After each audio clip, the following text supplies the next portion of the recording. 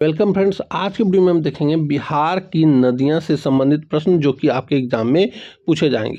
अगर जो आपको एग्जाम में नदियों से रिलेटेड प्रश्न आते हैं तो आपके एग्जाम में इस वीडियो से ज़रूर प्रश्न मिलेंगे, इसलिए जितना हो सके इस वीडियो को अपने दोस्तों में भी शेयर करें। तो चलिए मैं इस वीडियो को शुरू करता हूँ। आज का हमारा पहला प्रश्न है, 51 नंबर क्वेश्चन से स्टार्ट होता है। पहला सेट में हमने आपको 50 क्वेश्चन बताया, अब 51 से 100 तक इस वीडियो में मैं आपको बताऊंगा। आज का हमारा पहला प्रश्न हो जाता है, कौन सी दक्षिण बिहार की नदी सीधे गंगा में ना मिलकर पहले किसी और नदी में मिलती है? तो वह नदी है सकरी नदी। इस प्रश्न का आप व्याख्या देखेंगे कि सकरी नदी सीधे गंगा में नहीं मिलती है, बल्कि यह क्यूल और हरहुर नदियों के साथ मिलकर टाल क्षेत्र में विलीन हो जाती है। हमारा अगला प्रश्न है कि बिहार में किस नदी का पर डॉल्फिन अभयारण्य यानी विक्रमशिला गंगेय डॉल्फिन अभयारण्य स्थित है? तो वह है गंगा नदी। इस प्रश्न का आप व्याख्या देखेंगे कि भारत का एकमात्र डॉल्फिन अभयारण्य विक्रमशिला गंगेय डॉल्फिन अभयारण्य बिहार के भागलपुर जिले में सुल्तानगंज से कहलगांव तक गंगा नदी में फैला हुआ है। हमारा अगला प्रश्न है कि बिहार के किस स्थान पर कोसी नदी पर एक लंबा सड़क पुल बनाया गया है? तो उस स्थान का नाम है निर्मली स्थान पर यह बनाया गया। इस प्रश्न का आप व्याख्या देखेंगे कि कोसी महासेतु निर्मली और सरायगढ़ भपटियाही को जोड़ता है, जिसने इस क्षेत्र में यात्रा के समय को काफ़ी कम कर दिया है। हमारा अगला प्रश्न है कि उत्तर बिहार की नदियाँ की प्राकृतिक क्या है? तो यहाँ उत्तर बिहार की नदियाँ की बात कही जा रही है, तो इसकी प्राकृतिक जो होती है यह सदावाहिनी होती है।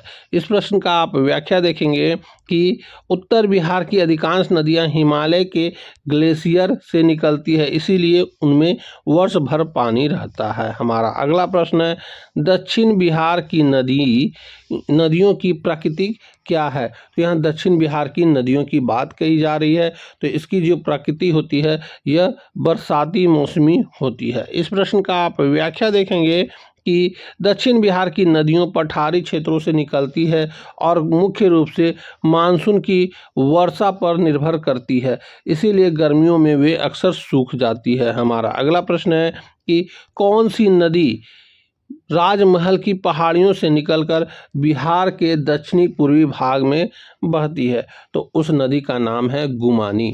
इस प्रश्न का व्याख्या आप देखेंगे कि गुमानी नदी राजमहल की पहाड़ियों से निकलती है और साहिबगंज झारखंड और बिहार के सीमावर्ती क्षेत्रों में बहते हुए गंगा में मिलती है। हमारा अगला प्रश्न है, बिहार में किस नदी का अपवाह तंत्र सबसे बड़ा है? तो बिहार में किस नदी का है? तो यह है दोस्तों गंगा नदी का सबसे बड़ा अपवाह तंत्र है। इस प्रश्न का आप व्याख्या देखेंगे कि बिहार की सभी प्रमुख नदियां अंततः गंगा में मिलती है, इसीलिए गंगा नदी का अपवाह तंत्र राज्य में सबसे बड़ा है। हमारा अगला प्रश्न है कि महात्मा गांधी सेतु किस नदी पर बना है? तो यहाँ महात्मा गांधी सेतु की बात कही जा रही है, तो यह बना है गंगा नदी पर। इस प्रश्न का आप व्याख्या देखेंगे कि महात्मा गांधी सेतु पटना को हाजीपुर से जोड़ने के लिए गंगा नदी पर बनाया गया एक प्रसिद्ध पुल है। हमारा अगला प्रश्न है, किस नदी की मुख्य धारा को नेपाल में सप्तकोशी कहा जाता है? तो उस नदी का नाम है कोसी। इस प्रश्न का आप व्याख्या देखेंगे कि नेपाल में 7 धाराओं के संगम के कारण कोसी की मुख्य धारा को सप्तकोशी के नाम से जाना जाता है। हमारा अगला प्रश्न है कि हरहुर नदी किस नदी की सहायक नदी है? तो यहाँ हरहुर नदी की बात कही जा रही है, तो यह पुनपुन नदी की सहायक नदी है। इस प्रश्न का आप व्याख्या देखेंगे कि हरहुर नदी पुनपुन नदी की एकमात्र प्रमुख सहायक नदी है जो दक्षिण बिहार में बहती है। हमारा अगला प्रश्न है, पूर्वी कोसी नहर किस नदी से निकाली गई है? तो पूर्वी कोसी जो है यह निकाली गई है कोसी नदी से। इस प्रश्न का आप व्याख्या देखेंगे कि कोसी परियोजना के तहत सिंचाई के लिए कोसी नदी से पूर्वी और पश्चिमी कोसी नहर निकाली गई है। हमारा अगला प्रश्न है, कौन सी नदी सोमेश्वर की पहाड़ियों से निकलकर बिहार में बहती है? तो उस नदी का नाम है बूढ़ी गंडक। इस प्रश्न का आप व्याख्या देखेंगे कि बूढ़ी गंडक एकमात्र प्रमुख नदी है जिसका उद्गम स्थल बिहार के पश्चिमी चंपारण में स्थित सोमेश्वर की पहाड़ियों में है। हमारा अगला प्रश्न है कि कौन सी नदी छोटा नागपुर पठार से निकलकर बिहार में बहती है और सीधे गंगा में मिलती है? तो उस नदी का नाम है दोस्तों, उस नदी का नाम है पुनपुन नदी। इस प्रश्न का आप व्याख्या देखेंगे कि पुनपुन नदी झारखंड के पलामू से निकलती है और फतुहा के साथ सीधे गंगा में मिल जाती है। हमारा अगला प्रश्न है घाघरा नदी को उत्तर प्रदेश में किस नाम से जाना जाता है? तो घाघरा नदी को उत्तर प्रदेश में सरयू के नाम से जाना जाता है। इस प्रश्न का आप व्याख्या देखेंगे कि घाघरा नदी को अयोध्या के पास और उत्तर प्रदेश के मैदानी इलाकों में सरयू के नाम से भी जाना जाता है। हमारा अगला प्रश्न है कि बिहार में किस जिले में गंगा नदी प्रवेश के बाद सबसे पहले अपनी दिशा बदलती है? तो वह है भोजपुर। इस प्रश्न का आप व्याख्या देखेंगे कि बक्सर में प्रवेश करने के बाद गंगा नदी भोजपुर जिले में उत्तर की ओर मुड़ती है और फिर पूरब की ओर बहती है। इस प्रश्न का आप सही से व्याख्या देख लेंगे। हमारा अगला प्रश्न है कि डेहरी ऑन सोन में सोन नदी पर बने एनीकट का मुख्य उद्देश्य क्या था? तो इसका मुख्य उद्देश्य था सिंचाई के लिए नहरों में पानी भेजना। इस प्रश्न का आप व्याख्या देखेंगे कि डेहरी में सोन नदी पर 1874 में एक एनीकट बनाया गया था ताकि पूर्वी और पश्चिमी सोन नहरों में सिंचाई के लिए पानी भेजा जा सके। हमारा अगला प्रश्न है कि किस नदी का पौराणिक नाम सदा नीरा है? तो उस नदी का नाम है दोस्तों गंडक। इस प्रश्न का आप व्याख्या देखेंगे कि वैदिक साहित्य में गंडक नदी को सदा नीरा के नाम से जाना जाता था जिसका अर्थ होता है हमेशा पानी से भरी रहने वाली। हमारा अगला प्रश्न है कि बिहार की कौन सी नदी मार्ग परिवर्तन के लिए कुख्यात है? तो यहाँ मार्ग परिवर्तन की बात कही जा रही है, तो उस नदी का नाम है कोसी। इस प्रश्न का आप व्याख्या देखेंगे कि कोसी नदी पिछले 200 वर्षों में से 120 किलोमीटर अधिक पश्चिम की ओर खिसक चुकी है जो इसके विनाशकारी बाढ़ का मुख्य कारण है। हमारा अगला प्रश्न है कि कौन सी नदी नेपाल से निकलकर सीधे खगड़िया के पास गंगा में मिलती है? तो उस नदी का नाम है बूढ़ी गंडक। इस प्रश्न का आप व्याख्या देखेंगे कि बूढ़ी गंडक नदी उत्तर बिहार में एक लंबा सफर तय करके अत्यंत खगड़िया के पास गंगा नदी में मिल जाती है। हमारा अगला प्रश्न है कि कोसी बैराज का निर्माण किस स्थान पर किया गया था? तो यहाँ कोसी बैराज की बात कही जा रहा है, तो इसका निर्माण किया गया था हनुमान नगर नेपाल में। हमारा अगला प्रश्न है, उससे पहले इस प्रश्न का आप व्याख्या देखेंगे कि कोसी परियोजना के तहत बाढ़ में के पानी को नियंत्रित करने और नहरों में पानी मोड़ने के लिए भारत नेपाल सीमा पर भारत में के हनुमान नगर में एक बैराज बनाया गया है, ये आपको याद रखना है। हमारा अगला प्रश्न है सकरी नदी की प्रमुख सहायक नदी कौन सी है? यहाँ सकरी की बात कही जा रही है, तो इसकी प्रमुख सहायक नदी है क्यूल नदी। इस प्रश्न का आप व्याख्या देखेंगे कि सकरी नदी की प्रमुख सहायक नदी क्यूल है। ये नदियां अक्सर एक दूसरे के साथ मिलकर बहती है। नोट, स्रोत में विभिन्नता हो सकती है लेकिन क्यूल एक प्रमुख सहायक है, ये आपको याद रखना है। हमारा अगला प्रश्न है कि निम्नलिखित में से कौन सी नदी गंगा के दाहिने किनारे यानी दक्षिण तट पर मिलती है? तो उस नदी का नाम है सोन नदी। इस प्रश्न का आप व्याख्या देखेंगे कि सोन नदी दक्षिण से आकर गंगा के दाहिने किनारे पर मिलती है, बाकी सभी नदियां उत्तर से आकर बाएं की ओर मिलती हैं। दोस्तों आपको ये कमेंट करके बताना है कि सोन नदी का उद्गम स्थल कहाँ है। हमारा अगला प्रश्न है कि वाल्मीकि नगर में गंडक नदी पर बने बैराज का मुख्य उद्देश्य क्या है? तो इसका मुख्य उद्देश्य होता है सिंचाई और पनबिजली परियोजना। इस प्रश्न का आप व्याख्या देखेंगे कि वाल्मीकि नगर बिहार में भारत नेपाल सीमा पर बने बैराज से त्रिवेणी नहर और अन्य नहरों को पानी मिलता है और साथ ही पनबिजली का उत्पादन भी होता है। हमारा अगला प्रश्न है कि कौन सी नदी समूह बिहार के तराई क्षेत्र में बहता है? तो वह बहता है कमला, बागमती और लखनदेई। इस प्रश्न का आप व्याख्या देखेंगे कि तराई क्षेत्र नेपाल की सीमा से लगा हुआ नम और दलदली इलाका है जहां हिमालय से निकलने वाली ये नदियां बहती है। हमारा अगला प्रश्न है, घाघरा नदी को नेपाल में किस नाम से जाना जाता है। यहाँ घाघरा नदी की बात कही जा रही है, तो इसको नेपाल में जाना जाता है कर्णाली के नाम से। इस प्रश्न का आप व्याख्या देखेंगे कि घाघरा नदी का ऊपरी हिस्सा जो नेपाल के पहाड़ी इलाकों में है कर्णाली नदी कहलाता है। हमारा अगला प्रश्न है, कौन सी नदी अपने तेज बहाव और सक्रिय घाटी के लिए जानी जाती है, खासकर जब यह बिहार में प्रवेश करती है। तो उस नदी का नाम है गंडक। इस प्रश्न का आप व्याख्या देखेंगे कि गंडक नदी हिमालय से उतरते समय बहुत तेज गति से बहाव करती है और त्रिवेणी के पास एक सक्रिय घाटी बनाती है। हमारा अगला प्रश्न है कि दुर्गावती नदी किस नदी की सहायक नदी है। तो यहाँ दुर्गावती नदी की बात कही जा रही है, तो यह कर्मनाशा नदी की सहायक नदी है। इस प्रश्न का आप व्याख्या देखेंगे कि दुर्गावती नदी कैमूर पठार से निकलती है और कर्मनाशा नदी में मिल जाती है। दुर्गावती जलाशय इसी पर बना है, ये आपको याद रखना है। हमारा अगला प्रश्न है कि किस नदी बेसिन में बिहार में सर्वाधिक जूट उत्पादन होता है। तो उस नदी का नाम है कोसी और महानंदा। इस प्रश्न का आप व्याख्या देखेंगे कि बिहार के उत्तर पूर्वी जिले पूर्णिया, कटिहार, अररिया, किशनगंज जूट उत्पादन के लिए प्रसिद्ध है और यह क्षेत्र कोसी और महानंदा नदियों द्वारा सिंचित होता है। हमारा अगला प्रश्न है कि बलान नदी किस नदी की एक प्रमुख धारा है। यहाँ बलान नदी की बात कही जा रही है, तो यह धारा है कमला नदी की। यानी कि इस प्रश्न का आप व्याख्या देखेंगे कि बलान नदी कमला नदी के समानांतर बहती है और अक्सर उससे मिल जाती है, इसलिए इस नदी प्रणाली को कमला बलान कहा जाता है। हमारा अगला प्रश्न है कि बिहार में गंगा का कौन सा तट बाढ़ से अधिक प्रभावित होता है। तो वह तट का नाम है उत्तरी तट। इस प्रश्न का आप व्याख्या देखेंगे कि उत्तर बिहार की हिमालयी नदियां अपने साथ भारी मात्रा में पानी और गाद लाती है, जिससे उत्तरी तट पर स्थित जिले बाढ़ से अधिक प्रभावित होते हैं। हमारा अगला प्रश्न है कि पटना के निकट गंगा में मिलने वाली सबसे लंबी सहायक नदी कौन सी है। तो वह नदी का नाम है सोन नदी।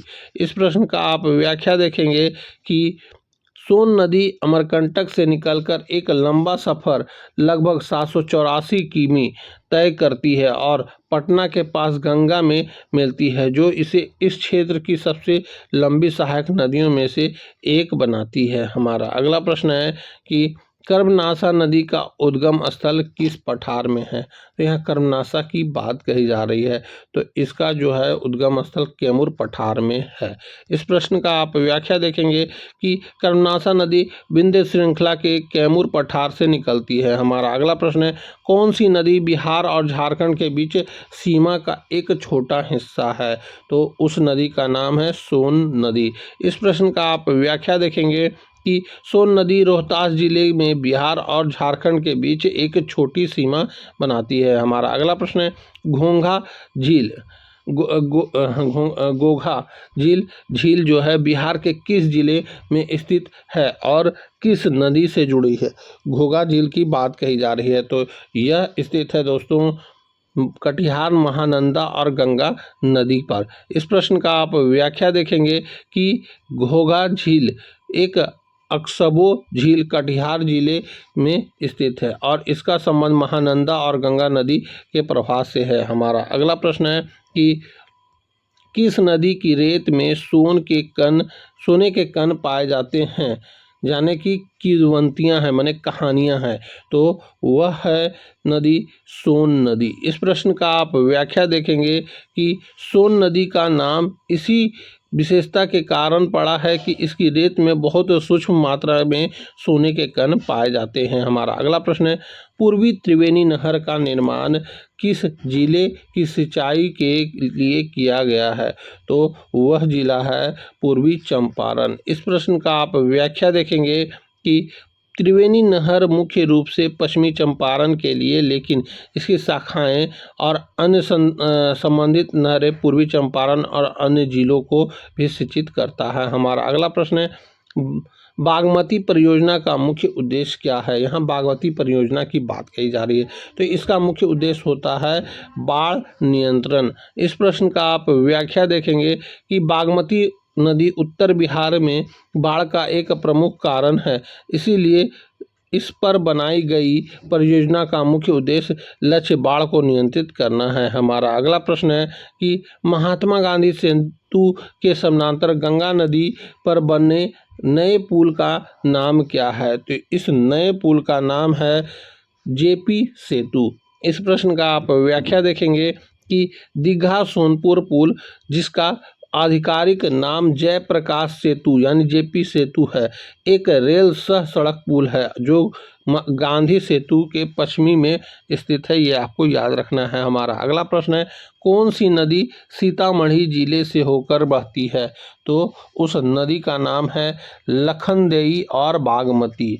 इस प्रश्न का आप व्याख्या देखेंगे कि सीतामढ़ी जिला बागमती और लखनदेई नदियों के प्रवाह क्षेत्र में आता है। हमारा अगला प्रश्न है, क्यूल नदी किस प्रसिद्ध वन्यजीव अभयारण्य के पास से गुजरती है। तो यह गुजरती है दोस्तों भीम बांध वन्यजीव अभयारण्य के पास से। इस प्रश्न का आप व्याख्या देखेंगे कि मुंगेर जिले में स्थित भीम बांध वन्यजीव अभयारण्य क्यूल नदी के जल संभर क्षेत्र में आता है। हमारा अगला प्रश्न है 91 का, बिहार में अधिकांश नदियां किस प्रकार का डेल्टा बनाती है। तो यह बनाती है, वे कोई डेल्टा नहीं बनाती है, गंगा के डेल्टा में योगदान करती है। बस इतना ही इस प्रश्न का आंसर होगा। और इसका व्याख्या आप देखेंगे कि बिहार की सभी नदियां गंगा की सहायक नदियां हैं। वे अपने साथ लाए तलछट को गंगा में जमा करती हैं, जो अंततः पश्चिम बंगाल और बांग्लादेश में दुनिया के सबसे बड़े डेल्टा गंगा ब्रह्मपुत्र डेल्टा का निर्माण करती है। हमारा अगला प्रश्न है कि बिहार के कोसी मेची नदी जोड़ो परियोजना से किन जिलों को लाभ होने की उम्मीद है।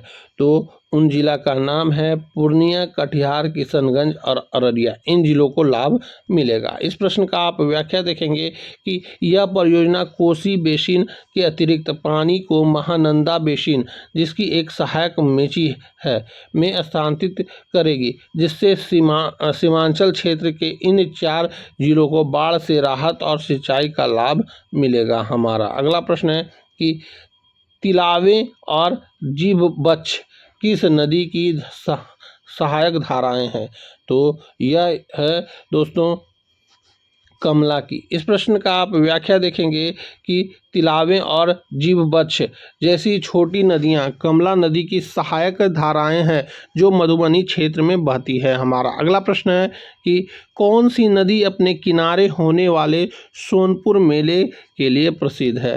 तो वह नदी का नाम है दोस्तों गंडक नदी। इस प्रश्न का आप व्याख्या देखेंगे कि एशिया का सबसे बड़ा पशु मेला सोनपुर मेला गंगा और गंडक नदियों के संगम पर आयोजित होता है। हमारा अगला प्रश्न है कि दारा और कनकई किस नदी की सहायक नदी है। तो यहाँ दारा और कनकई की बात कही जा रही है, तो यह महानंदा नदी की सहायक नदी है। हमारा इस प्रश्न का आप व्याख्या देखेंगे, दारा, कनकई, मेची और बालासोन जैसी नदियाँ महानंदा नदी की प्रमुख सहायक नदियाँ हैं। हमारा अगला प्रश्न है, बिहार की कौन सी नदी है जो सबसे उत्तर पश्चिम में बहती है। तो वह नदी का नाम है घाघरा यानी सरयू नदी। इस प्रश्न का आप व्याख्या देखेंगे कि घाघरा नदी सिवान और सारण जिलों में बहती है, जो बिहार के उत्तर पश्चिम कोने में स्थित है। हमारा अगला प्रश्न है कि राजेंद्र सेतु यानी मोकामा पुल किस नदी पर बनाया गया है। तो दोस्तों यह बनाया गया है गंगा नदी पर। इस प्रश्न का आप व्याख्या देखेंगे कि राजेंद्र सेतु बिहार का पहला प्रमुख रेल सड़क पुल मोकामा में गंगा नदी पर बनाया गया था। हमारा अगला प्रश्न है कि किस नदी में बेसिन में बिहार में सर्वाधिक मक्का उत्पादन होता है? तो वह नदी बेसिन का नाम है कोसी बेसिन। इस प्रश्न का आप व्याख्या देखेंगे कि कोसी क्षेत्र सहरसा, सुपौल, मधेपुरा, खगड़िया अपने उपजाऊ मैदानों के कारण बिहार में मक्का उत्पादन का एक प्रमुख केंद्र है। हमारा अगला प्रश्न है कि कौन सी नदी फल्गु की मुख्य सहायक या स्रोत धारा है? तो उस नदी का नाम है मोहना और लीलाजन, यानी ऑप्शन नंबर डी इस प्रश्न का सही उत्तर हो जाएगा। लीलाजन को ही निरंजना कहा जाता है। इस प्रश्न का आप व्याख्या देखेंगे, फल्गु नदी गया के पास लीलाजन और मोहना नदियों के संगम से बनती है। हमारा अगला प्रश्न है और इस वीडियो का आखिरी प्रश्न है, बिहार में नदियों का मुख्य स्रोत क्या है? तो बिहार में नदियों का मुख्य स्रोत जो है हिमालय और छोटानागपुर पठार से है। इस प्रश्न का आप व्याख्या है देखेंगे कि बिहार की नदियों को दो प्रमुख स्रोतों से पानी मिलता है। उत्तर बिहार की नदियां को हिमालय से और दक्षिण बिहार की नदियों को छोटानागपुर पठार से। तो दोस्तों यहीं पे हमारा इस वीडियो का भी 50 क्वेश्चन पूरा होता है, जो कि काफ़ी महत्वपूर्ण थे और आपके एग्जाम में लगभग पूछे ही जाएंगे। इसलिए जितना हो सके इस वीडियो को अपने दोस्तों में भी शेयर करें। तो अब हम आपसे मिलेंगे अगली वीडियो में, तब तक के लिए जय हिंद, वंदे मातरम।